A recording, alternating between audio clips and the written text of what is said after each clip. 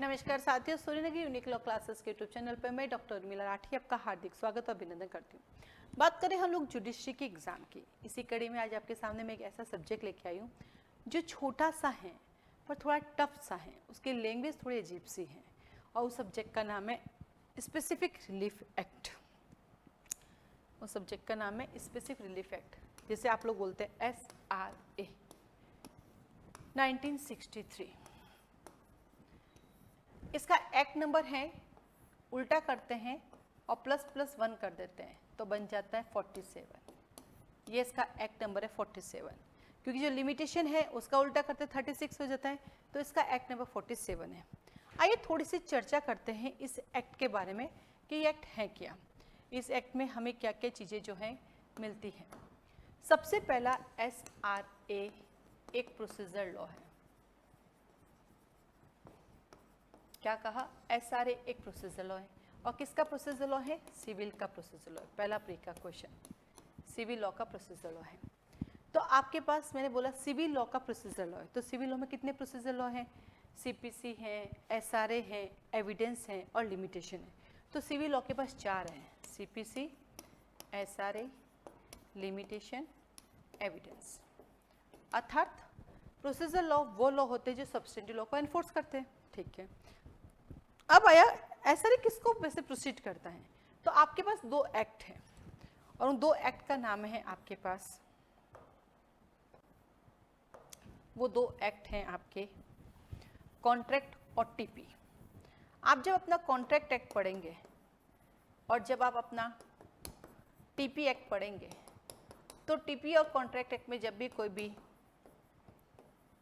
Dispute होता है तो भागे भागे आप CPC के पास जाते हो, पर जब आपको वही चीज़ चाहिए, कंपनसेशन है, आपको अपनी वही चीज़ चाहिए, तो उस केसेस में आपको क्या करना पड़ता है? SRA स्पेसिफिक परफॉर्मेंस के पास जाना पड़ता है।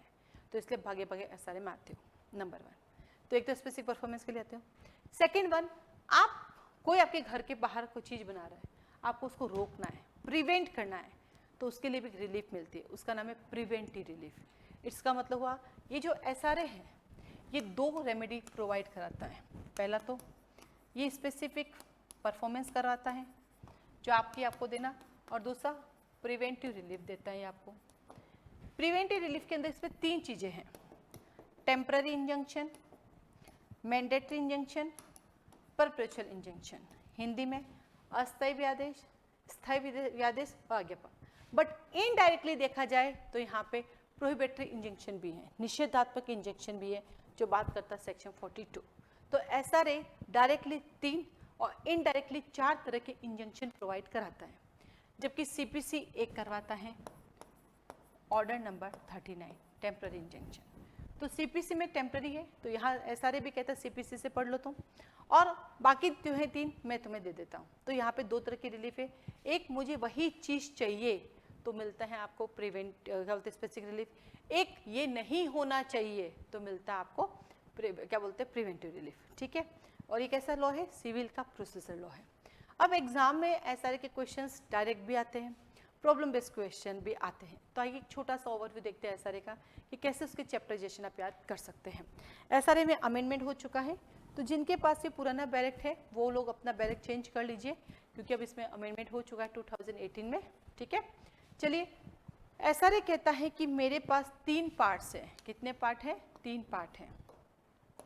SRA के पास 3 पार्ट हैं, ठीक वैसे जैसे कि हमारे उसमें क्या बोलते हैं उसको, एविडेंस में 3 पार्ट को 8 चैप्टर में डिवाइड किया गया है।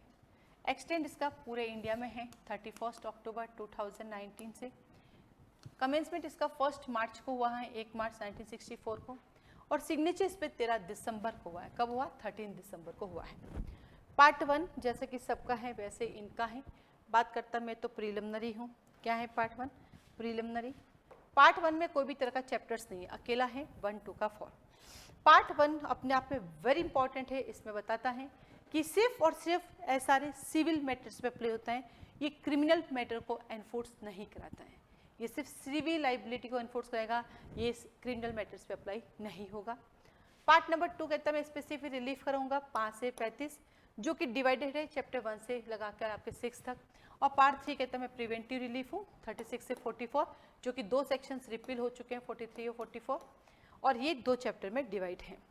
आइए चैप्टर नंबर 1 कहता है सबसे पहले मुझे चाहिए पोजीशन, प्रॉपर्टी का पोजीशन चाहिए। सेक्शन 5 to 8 क्या कहता है, रिकवरिंग ऑफ पोजीशन। किसकी बात करता है, रिकवरिंग ऑफ पोजीशन। 2 पार्ट में डिवाइड करेंगे, immovable property, movable property. Section number 5 से लगा के 6, सेक्शन नंबर 7 से लगा कर 8। जब भी आप सेक्शन 5 पढ़ेंगे और सेक्शन 7 पढ़ेंगे, दोनों ने कहा है कि जब तक कि आपको अपना रिलीफ सीपीसी मिले आप सीपीसी से ले लीजिए, और जब आपको अपना रिलीफ सीपीसी में नहीं मिलेगा तो आप मेरे पास आ जाएगा, मैं दे दूंगा, ठीक है। चैप्टर 2 कहता है स्पेसिफिक परफॉर्मेंस ऑफ कॉन्ट्रैक्ट। ये जो स्पेसिफिक परफॉर्मेंस ऑफ कॉन्ट्रैक्ट है, ये चैप्टर आपको कॉन्ट्रैक्ट एक्ट में भी मिलता है 37 से 67 तक। जब आप इसको पढ़ो तो इसको डिवाइड कर देना, जैसे डिफेंस सेक्शन 9, क्या परफॉर्मेंस हो सकता है 10 से 13, क्या परफॉर्मेंस नहीं हो सकता 14 से 14A, कौन करा सकता है, किसके अगेंस्ट करा सकता है 15 से 19, सब्सटीट्यूट आ गए अब 20 से लगा के 24 तक, एंड अवार्ड दे दिया आपको 25 में। आप जब इसको डिवाइड कर दोगे तो ये याद होना इजी हो जाएगा। तो परफॉर्मेंस कराएंगे यहाँ पे, देन चलेंगे हम रेक्टिफाई करेंगे, रेक्टिफिकेशन इंस्ट्रूमेंट बनाया, कुछ म्यूचुअल मिस्टेक हो गई आपकी या फ्रॉड हो गया है तो उस केस में हम इसको ठीक कराते हैं। सेक्शन 26 इंस्ट्रूमेंट जो आपको राइट क्रिएट करता है, तो चैप्टर 3 में एक ही सेक्शन है। फिर आता है रेजिस्ट्रेशन ऑफ कॉन्ट्रैक्ट, जो कॉन्ट्रैक्ट हमने किया उसको यहाँ पे कैंसिल करेंगे। 27 से 30 सेक्शन 27 वेरी इंपॉर्टेंट है। सबसेक्शन 1 और 2 दो हैं, सबसेक्शन 1 में लिख सकते हैं कौन जो है रेसेस करवा सकता है, और 2 है कब रेसेस करवा सकते हैं, 2 में लिखना कब रेसेस नहीं करवा सकते, वहाँ पे ग्राउंड्स दिए हुए हैं। चैप्टर 5 कहता है कैंसिलेशन ऑफ इंस्ट्रूमेंट, यानी यहाँ पे हमने इंस्ट्रूमेंट को रेक्टिफाई करा है और यहाँ जाके हम उसको कैंसिल करवा रहे हैं 31 से 33। क्यों कैंसिल करा रहे हैं भैया, क्योंकि उसकी नेचर वॉइड या वॉइडेबल जैसी है। सेक्शन 31 कहता है उसकी नेचर वॉइड या वॉइडेबल जैसी है, उसको कैंसिल कराना जरूरी है, नहीं तो सब गड़बड़ हो जाएगा। और देन आता है नंबर 6 डिक्लेरेटिव डिक्री 34 से 35। सिर्फ 2 चीज़ों का डिक्लेरेशन होता है, या तो आपके लीगल राइट का या आपकी प्रॉपर्टी का, प्रॉपर्टी का। तो यहाँ पे 2 चीज़ों का डिक्लेरेशन होता है। तो चैप्टर 1 कहता है रिकवरी ऑफ पोजीशन, दूसरा कहता है स्पेसिफिक परफॉर्मेंस, तीसरा कहता है रेक्टिफाई करा दूँ, 4 कहता है रेजिस्टर करा दूँ, 5 कहता है कैंसिलेशन कराऊंगा, और 6 कहता है डिक्लेरेशन करूंगा। डिक्लेरेशन की एक बहुत बड़ी क्वालिटी वही है कि जब भी आप डिक्लेरेशन कराने जाते हैं तो डिक्लेरेशन करवा दीजिए, पर अगर डिक्लेरेशन में कोई रिलीफ इंक्लूड है और आप रिलीफ की डिमांड नहीं करते हैं तो उस केसेस में क्या होगा, वो डिक्लेरेशन भी नहीं होगा। वेरी इंपॉर्टेंट है।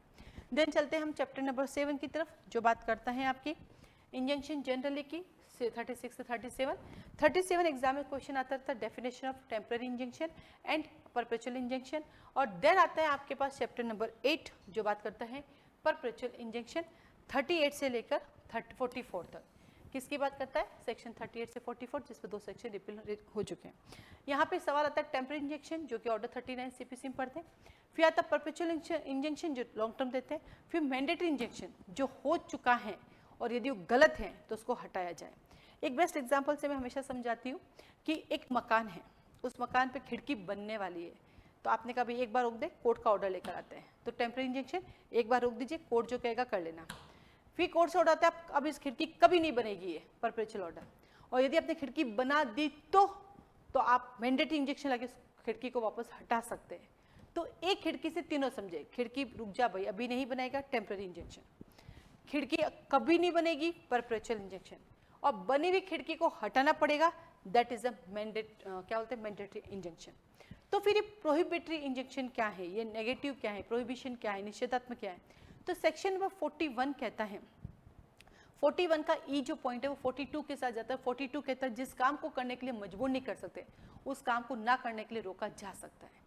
यानी आपको ये काम करना है, आप कहते मैं क्यों करूं, किसी को बाउंड थोड़ी कर सकते, तो हम ये कह सकते चलो अब ये काम आप कहीं और भी नहीं कर सकते। जैसे कि राम का चित्र, आपको मेरे यहाँ गाना गाना था, एग्जाम्पल आपको मेरे यहाँ गाना गाना था, आपने 3 दिन गाया, चौथे दिन आपने मना कर दिया, तो क्या मैं आपको बाउंड कर सकती हूँ, गाना गाना ही पड़ेगा, नहीं कर सकती, this is your personal qualification.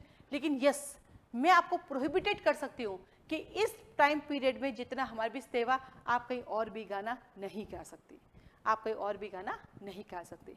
इससे कहते हैं कौन सा इंजेक्शन, निषेधात्मक इंजेक्शन। इसलिए कहा जाता है इंजेक्शन 4 प्रकार के होते हैं, बाकी जनरली तो 2 ही हैं, टेम्पररी और परपेचुअल, फिर तीसरा आ जाता है मैंडेटरी और चौथा आ जाता है निषेधात्मक प्रोहिबिटरी इंजेक्शन। ठीक है, तो इस तरह से आप एसआरए को याद कर सकते हो, इजी वे में आपको याद हो जाएगा। इसी के साथ ही साथ जैसा कि मैं हर वीडियो में बताती हूँ, सूर्यनगरी यूनिक लॉ क्लासेस चलाती हैं। एसआरए को और डिटेल पढ़ना है तो आप क्लासेस ज्वाइन कर सकते हैं। इंडिया के लोअर जुडिशरी, हायर जुडिशरी सभी के बैचेस चलते हैं। लोकल एक्ट, माइनर एक्ट, सारे एक्ट पढ़ाए जाते हैं, मेजर एक्ट पढ़ाए जाते हैं। मंडे टू फ्राइडे क्लासेस होती है। सैटरडे को प्री प्लस मेन का टेस्ट होता है, प्री मेन इंटरव्यू की तैयारी की जाती है। आप सारे स्टेट को एक साथ ज्वाइन करते हैं, उसकी एक अलग फीस होती है, पर्टिकुलर स्टेट को भी ज्वाइन कर सकते हैं। ऑनलाइन ऑफलाइन दोनों क्लासेस अवेलेबल है। जूम ऐप पर लाइव पढ़ाते हैं, आप लाइव क्लासेस ज्वाइन कर सकते हैं। रिकॉर्डेड लेक्चर नहीं होते हमारे पास, और साथ ही साथ कोई अलग से नोट्स नहीं होते हैं। नोट्स जो भी हैं क्लासेस में लिखाए जाते हैं। ऐसी पर्चियाँ रखते हैं बच्चे अपने पास, उन पर्चियों में लिखते जाते हैं और अपने नोट्स में चिपकाते जाते हैं। तो सब कुछ क्लास का क्लास में रहता है। और कोई क्लास की जानकारी, फीस से रिलेटेड जानकारी, क्लासेस के डेमो की क्लास की जानकारी के लिए आप मुझे कॉल मैसेज कर सकते हैं। आज के लिए धन्यवाद। लास्ट बार, आपकी मेहनत को, यदि आपको उस मेहनत में इम्प्रूव लाना है तो सूर्यनगरी यूनिक लॉ क्लासेस को ज्वाइन करें। आप जुडिशरी के सपने को साकार करना चाहते हैं और अपनी ज़िंदगी में अपनी पढ़ाई को कंटिन्यूटी लाना चाहते हैं तो सूर्यनगरी यूनिक लॉ क्लासेस को ज्वाइन कर सकते हैं। आज के लिए धन्यवाद।